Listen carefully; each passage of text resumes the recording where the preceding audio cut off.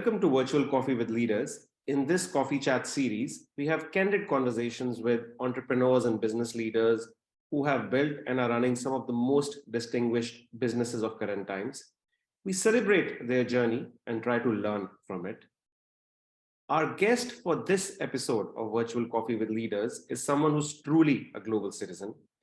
He was born in Saudi Arabia and raised in USA and Canada, and now runs most of his businesses from Dubai. He's the founder and CEO of Migrate World, which is a leading firm in immigration and citizenship services with 60 plus offices worldwide, helping their clients get second citizenship and passport, making their lives better with easier access to travel and live across the globe. He also runs several restaurant businesses in the Middle East, UK, Malaysia, and Canada. He also consults with the Ministry of Commerce, Industry, and Investment Promotions in Oman. But beneath all these accomplishments, it's actually a journey of a Palestinian boy who fought cancer at the age of 7 and built his own path to the success that he owns today. My dear friend, Moe Alhaj, welcome to Virtual Coffee with Leaders. Happy to be here and great to be here. The pleasure is all mine. And as you know, the format of this conversation is absolutely candid. We really want to know about your professional journey and perhaps get some learnings from it. All we need right now is if your coffee mug is ready and if we can have a virtual cheers. Absolutely. Yes. Cheers. In the first segment, the first question that I want to ask you is, you have an inspirational journey, Mo, and perhaps I have a bit of sense of that. But I think we would want to get a bit deeper on that and know it from your lens on how has that journey been from your childhood to entrepreneurship and running multiple businesses right now. Sure. So thank you for the wonderful introduction, humbling introduction. So I'll start with my birth. So I was born in Saudi, as you mentioned. My parents moved to Saudi about 55 years ago now, and still there between there and Canada. So most of our lives have been spent in Saudi, between Saudi and Canada and the US. My childhood, beginning of my childhood was in Saudi. As mentioned to you before, I was diagnosed with a very rare cancer at 7 years old. In the Middle East at that time, in early 90s, was not a very advanced period for the medical systems here. So we had to, well, my parents had to seek assistance from outside medical facilities in North America, the US in specific, where I traveled there with my mother.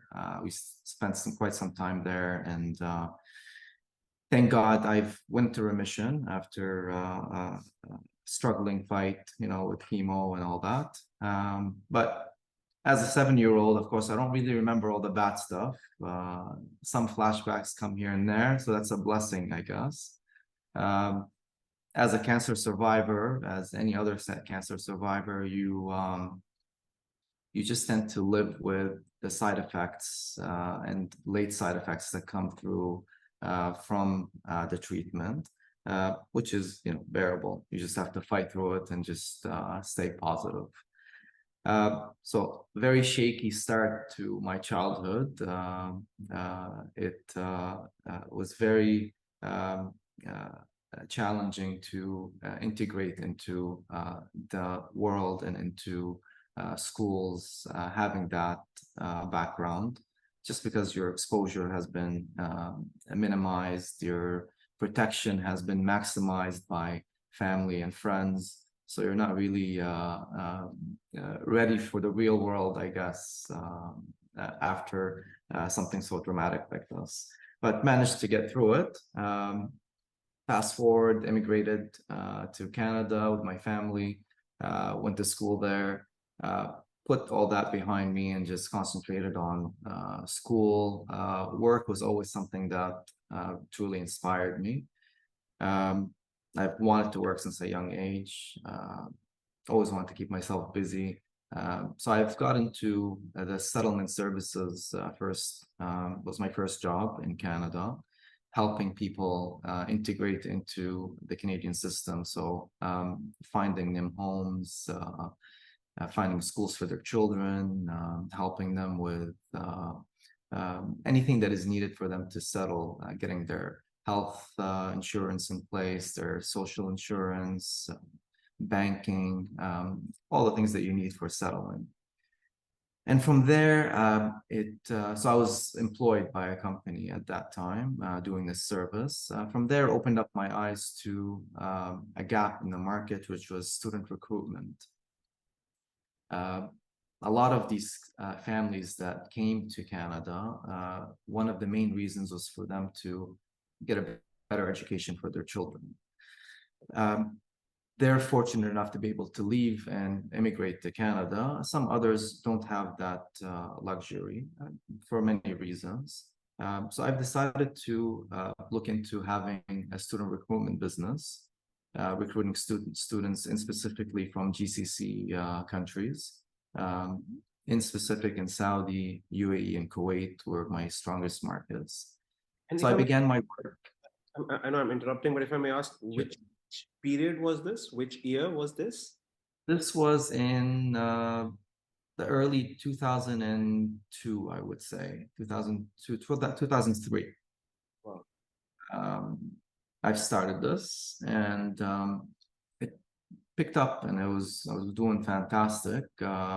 In specifically dealing with sponsored students by the Ministry of Higher Education in those countries. So there was programs from the Ministries of Higher Education to send local students abroad to get their education, especially in medicine, engineering, these type of degrees abroad. And from there, business became bigger and grew bigger. And then obviously, as any business grows, you look to scale up a bit more. Then my attention drifted to immigration. And from immigration, it grew into specializing in investment programs that governments offer, whether it was in Canada at the time, the US as well. And then from there grew into Europe, as well as the Caribbean programs. And fast forward brings us to today, where we operate in 60 plus countries with local offices and partner offices as well. We cater to about close to 18 programs globally for immigration, residency programs, golden visas, as well as citizenship programs, which are very popular nowadays, which is in the Caribbean, St. Kitts, Dominica. And since our business is very detailed to high net worth and ultra high net worth professionals, exposed you to a lot of businesses. You learn about a lot of new things. You learn a lot of cultures, giving our exposure in our markets. It's just a business that I truly enjoy. Of course, as any business, it's stressful at times, but as long as you come back the next day, that means there's something that keeps you going there. So that was pretty much a sum up of my journey. Again, just to touch on the challenges of cancer survivors going through business also is a challenge. Not everybody is aware of this. This is something that I've recently started to speak out about. It's not something I was comfortable sharing or discussing in public.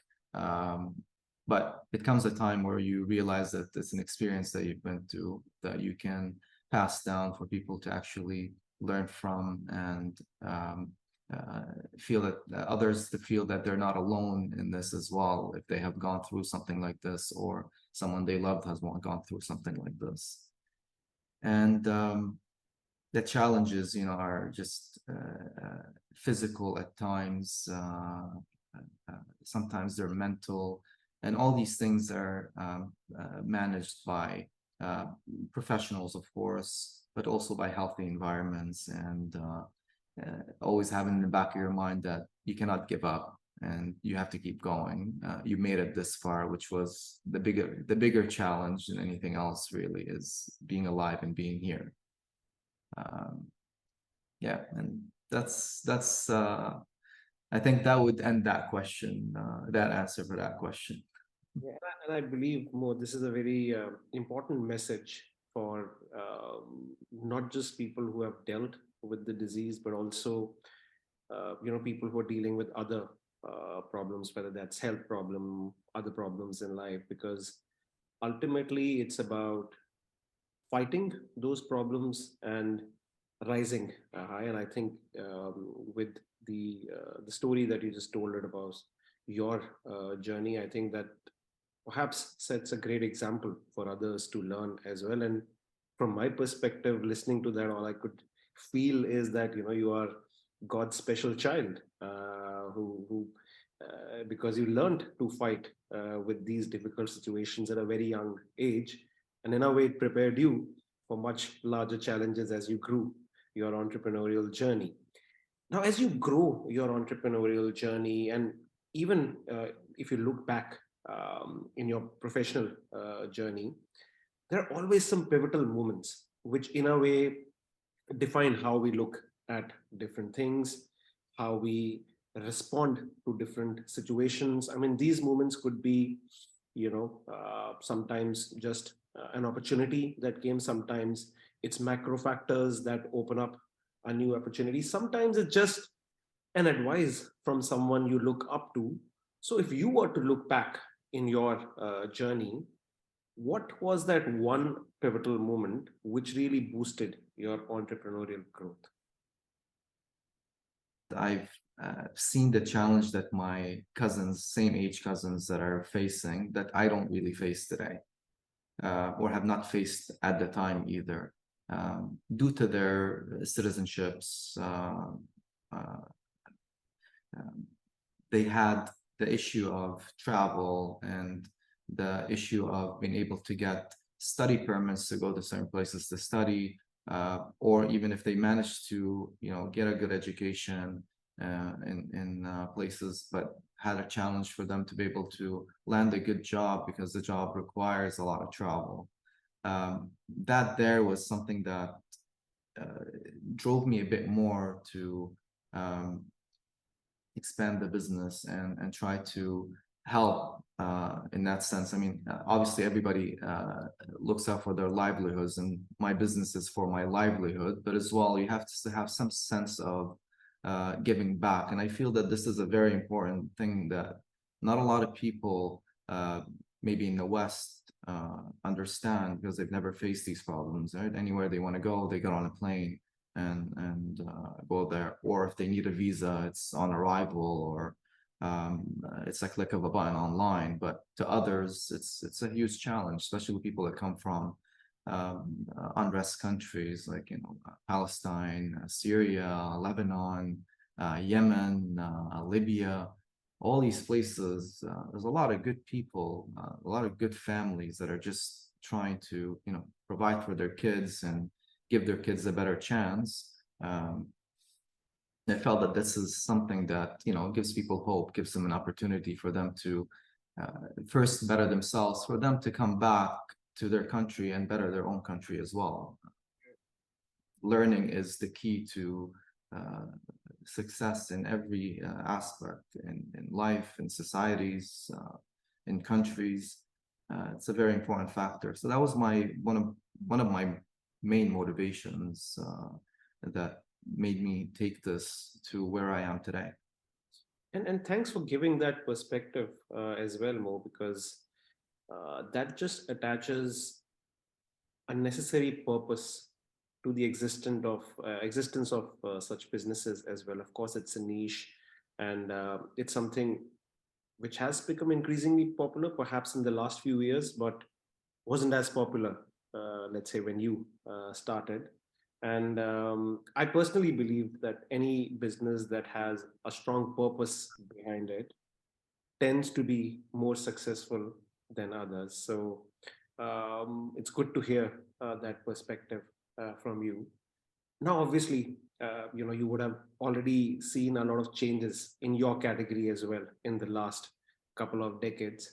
And perhaps now the speed of the change is faster than ever before, with new technologies coming in, and perhaps, maybe in future, there will be citizenship programs for the different metaverse. Who knows, right? So, considering the new online technologies which are coming up, whether that's Web3, Metaverse, the increasing adoption of AI, how do you think these online technologies will perhaps impact this category for good or for bad? So I'll answer that with today and the future. It's a double-edged sword. The immigration business has always been a high-risk business. So there's always a lot of fraud involved in this business because it's a very sensitive and touchy subject with people. You really touch people's emotions. So it's very easy for criminals to try to play on people's emotions to get them, basically it's a scam or money at the end of the day. The internet, so our industry was face-to-face always. Newspaper advertised, very old-fashioned. It actually transformed in the last, I want to say probably 6 years, into an online, I want to call it a zoo now.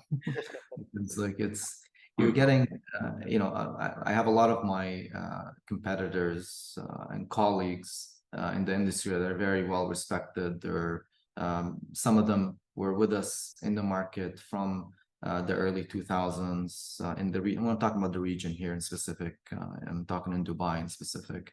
And some have, started their businesses recently in the past, 5 years that do still operate in a very ethical manner, still hold the values that we've all brought into this industry from back in the day.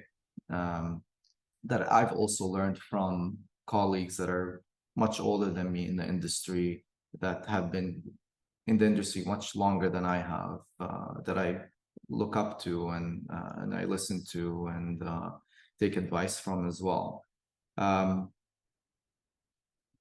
The issue is it's very easy for you to become something online. It's basically a website. So it's just how clever you are in making your website as much as a believable business as you can. And that's the challenge that we face a lot today. People go online to search for any service. If you're looking to buy coffee beans, you go online. So imagine trying to find an immigration company or a service company for such things. You go online and you search. And that's the challenge that we face, is that some of the companies that are on there are not legitimate. They call them ghost companies that are just have an online presence, and their objective is to scam people. So it makes the industry a bit more sensitive than it already was. I'm hoping now to go to the future. I'm hoping with AI and new technologies that are that keep coming on, that this will help governments monitor this a bit better. They truly try to monitor this now, but to do it a bit better, for it to be a bit more aggressive, and for people to be a bit more aware of who to deal with and who not to deal with. And this is the education part of things. And I think the internet is a great place for that, even for customers, for them to, before even considering programs, learning about how to go about this. Who do you contact? Who do you speak to? Can you do this alone, or do you need somebody to help you with this? And I believe the future will bring that. And we are working on things as well as a company to try to facilitate some sort of softwares and programs and applications to make this a better streamlined and safer transaction for customers. Yeah, and you've highlighted an important concern, which is quite relevant, perhaps not just in this category and across categories. And if I have to summarize, I think the expectation from the upcoming technologies would be that somewhere it helps in increasing the reliability or helping in identifying who are the reliable or trustworthy service providers for services like these, or in general otherwise. And perhaps also this is where there has to be some bridge between the online and the offline world, because a lot of these transactions culminate offline. So somewhere the online and offline world have to meet, and that's where the role of AI can be more important in Yeah. really solving a problem from a consumer perspective as well, that it's helping me to choose the right service provider, the provider that I can trust, I can rely on. And in a way, it's filtering out potential scammers or the ones that one should not be dealing with. So that's quite relevant, and perhaps that's the evolution of technology that will happen in the coming times. And excited to hear that you're also, as a business, looking into these aspects. Well, with that, we kind of close on the first segment and we move on to the second and the last segment, which is also a more fun segment, if I may say that, which is our rapid fire round. And as the name suggests, I'm going to ask you some quick questions, and I would expect some quick and maybe fiery answers. I'll maybe start with the easier questions. What is your favorite social media platform? I want to say I have two. One is Instagram. The second one is TikTok. I feel like there's a lot of education on TikTok. I mean, there's a lot of silly things that can be a waste of time, but there's a lot of educational things on TikTok. That's extremely a rare perspective, huh? Like the education part coming in from TikTok. And I agree, by the way, I'm also increasingly seeing a lot of educational content coming in. So there's a big transition from 2018 perhaps to now. Yeah. And I'm glad to see that there are others also who feel the same way. Yeah. Your favorite tourism campaign ran by a country in recent times?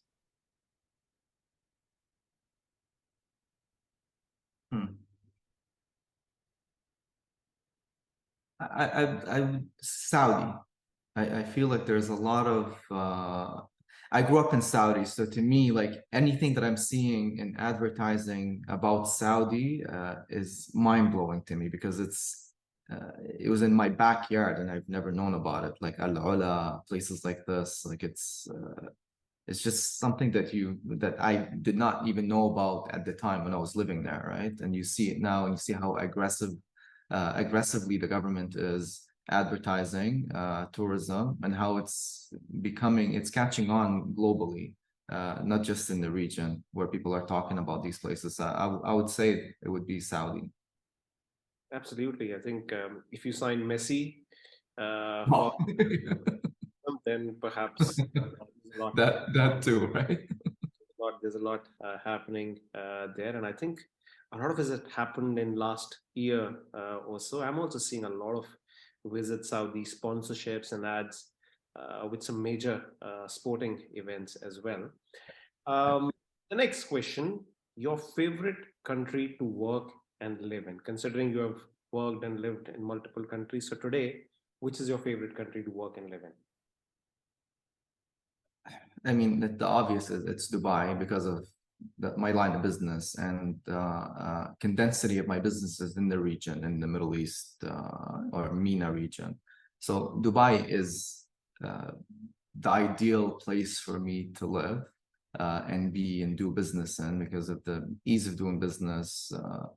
You have everything here. Everybody's always flying in or out of Dubai for multiple reasons, either business or pleasure. The only thing I would say is the summer times are just the most brutal thing. So I do escape the summers and I try to stay out from June up until, towards the end of September. And I usually spend it between Europe and obviously North America, where I grew up. So between Canada and the US. But the answer would be, Dubai, but minus the summers. Yeah, and I As, think as anybody else, I'm guessing, right? Everybody else will probably share the same absolutely thought. from a business perspective, like you said, there's obviously another benefit that we can't deny, tax-free, right? Of So course. that's a big one. And the fact that you're spending your summers in relatively colder places in Europe and North America, that again highlights the importance of having perhaps another passport, which makes it Yeah, easy to exactly. travel across when you wish to, and you don't have to wait to get visa for months. Yeah. According to you, most inspiring business leader in current times? I would say Jeff Bezos. Hmm. Yeah. I feel like I feel like he had a vision about, people shopping online a long time ago, right? Because this is where it is today. Like, even when you want to buy anything, you dread going to the mall. First thing you do is you go to Amazon. At least I do, right? Anything, like, if I think of anything, I don't think about going there. First, I look at Amazon, and then if I can't find it on Amazon, I'm like, oh, fine, okay, now I'll have to go, find somewhere else. So I feel like he's an inspiration. He had a vision, and he continued on in that vision, and continues to be the leader in that category of business, and keeps expanding into different things that it's still tied into the same business. I think it's genius. I mean, it's and will continue to be something that is mind blowing. I'm sure he'll be coming up with with new ideas as well. Yeah, and the fact that even now, a lot of times on social media, you'll see the 20-year-old videos when he literally started from a garage, still Yes. popular, and that says a Yeah. lot. His Yeah. journey. Yeah. One celebrity that you would want to have as a brand ambassador for Migrate World? Hmm. So for Migrate World, there will probably be somebody in North America that comes from a Middle Eastern background that immigrated. So there's a couple, three probably, that I would mention. Two people would know, one probably they wouldn't. So The Weeknd, which is a very famous artist out of Canada. He's originally Somalian. There's DJ Khaled. Obviously, everybody knows DJ Khaled. He's also an immigrant, Palestinian immigrant. And the third would be Belly. He's also a Palestinian immigrant from Canada. He actually writes for The Weeknd as well, so he's very popular in the industry. Lyrical genius, but not as famous, obviously, as the other two. But I'd say probably either The Weeknd or DJ Khaled, obviously, if I'm lucky to have a brand ambassador like that, then it would be one of those two. Nice. It seems you've already done some research, so I'd look forward to see them. I do actually, absolutely. One advice you would give to your 20-year self? One advice I would give to my 20-year-old self would be not to be too emotional in when dealing in business, to put emotion aside. Totally agree with that. Today, if you had to opt for one of the existing second passport programs, which program would you opt for? Sorry if I'm putting you on the spot, but Yeah, it depends on it depends on the situation I'm in. Okay. I'll have to pick in categories. I cannot give you an answer and say that one password, because it's not an answer that I can answer like that. if I wanted to immigrate somewhere, again, I'm biased that I would immigrate to Canada. And I think a lot of people agree with that today. Everybody was going towards the US, but now it's more of Canada for multiple reasons. Ease of life, safer, more respected passport, in a sense of travel ease, and healthcare system, right? Great healthcare system. If it's in residencies, residency programs that lead to citizenship, it would be Malta. I mean, that's the best of the best. It's a passport that gets you basically everywhere in the world. Obviously, Europe, US, Canada, Australia, everywhere visa free. So it's the top of the top when it comes to second citizenships. And if it's the Caribbean programs, I hope my friends from all 5 islands don't take offense to this, but St. Kitts always holds a special spot in my heart. It's the oldest program and the first program that I've started to promote back in 2008 in the region here. So it always holds a special spot in my heart. The transformation that the government did since the program was launched in 1984 to today is truly spectacular. The diplomatic relationships they have built, the visa-free countries that they've added on and continue to add on throughout the years is truly should be inspiring for a lot of other nations as well. Yeah, so the oldest gold principle clearly holds here. Yeah.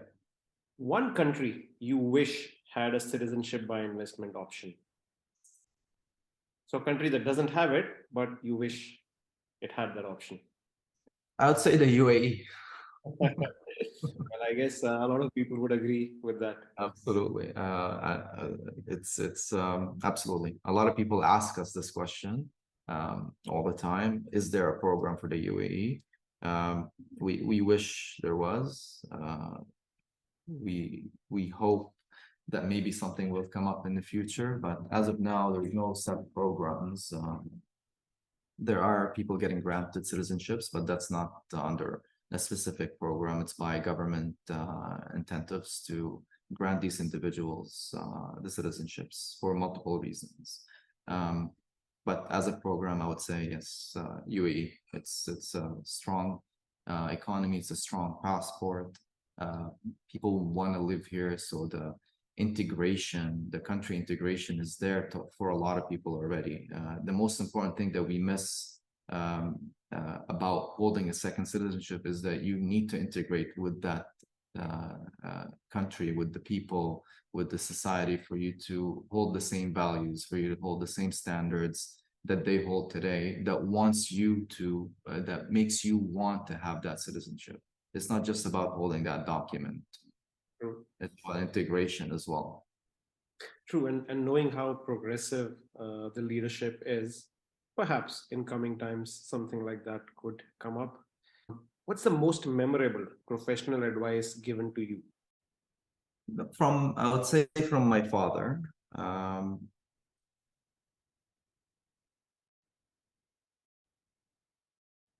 I once was having a conflict, or call it a conflict with money with an individual that used to work with me. We had a partnership and we were working on something, and unfortunately they gotten greedy and decided to make up stories or fees to collect more money basically for them. And it got me very upset, not because of the money aspect. I grew up never caring that much. I've never loved money. I like money, of course. I work for it. It's a motivation, but never something that I would lose sleep over or have as a priority over anything else. So to me, it was more of a ethical and pride type of thing. And how can a person just go back on their word or do something like that? And I got very emotional about it. And my father was telling me, he's like, you let them go, you get the peace of mind, right? You've learned the lesson. So consider that you paid that amount to learn something about somebody today, instead of you having to learn about it in the next 5-10 years when you've grown much bigger, and you've grown much older as well. So your drive is not as ambitious as you're younger. You basically paid a fee to find out who this person is, and you just turn around and just keep going and learn from it. And that was something that stuck with me in a lot of things, even through with clients. I mean, sometimes you get clients that don't pay, right? You just don't waste your time on that. Of course, you don't let your money go, but in a sense, sometimes you just have to look at it as a blessing and just keep on carrying on. Yeah, that's true. That's true. And definitely an advice that a lot of us could learn from and follow as well. So thanks for sharing that. Well, with that, that's a wrap for the second segment, as well as for Virtual Coffee with Leaders session. Thanks a lot, Mo, for joining us. I thoroughly enjoyed our conversation, and I hope you enjoyed it as well. I have as well. Thank you for thinking of me and having me on here. It's truly a pleasure. It's always nice to speak to you.